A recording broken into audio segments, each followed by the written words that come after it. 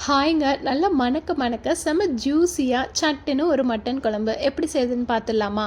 இது பண்ணுறதுக்கு குக்கரில் 1/4 கிலோ மட்டன், சின்ன வெங்காயம், ஒரு தக்காளி, ஒரு கொத்து கருவேப்பிலை, கொத்தமல்லி, 3 கிராம்பு, 2 பட்டை, கல்பாசி, 1/4 ஸ்பூன் சோம்பு, மஞ்சத்தூள், தனி மிளகாத்தூள், தனியாத்தூள் இதெல்லாம் போட்டு தண்ணி விட்டு வேக வச்சு எடுத்துக்கணும்.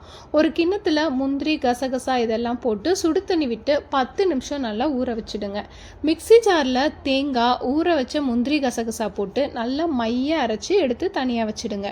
மட்டன் செம்ம சாஃப்டாக வெந்திருக்கு பாருங்கள். இப்போ கடாயில் எண்ணெய் விட்டு பட்டை, கல்பாசி, சோம்பு, கிராம்பு, சின்ன வெங்காயம், கருவேப்பிலை, இஞ்சி பூண்டு பேஸ்ட்டு, ஒரு தக்காளி, கட் பண்ணி வச்ச உருளைக்கிழங்கு, மஞ்சத்தூள், தனி மிளகாத்தூள், குழம்பு மிளகாத்தூள், வேக வச்ச மட்டன் எல்லாத்தையும் போட்டு நல்லா சுருள வதக்கி மட்டன் வேக வச்ச தண்ணியை சேர்த்து, உங்களுக்கு தண்ணி வேணும்னா கூட கொஞ்சம் நீங்கள் சேர்த்துக்கலாம். அடுத்து உப்பு போட்டு நல்லா கொதித்ததும் அரைச்ச தேங்காய் பேஸ்ட்டை போட்டு கடைசியாக கரம் மசாலா தூவி இறக்குனா ஜூஸியான மட்டன் குழம்பு ரெடி.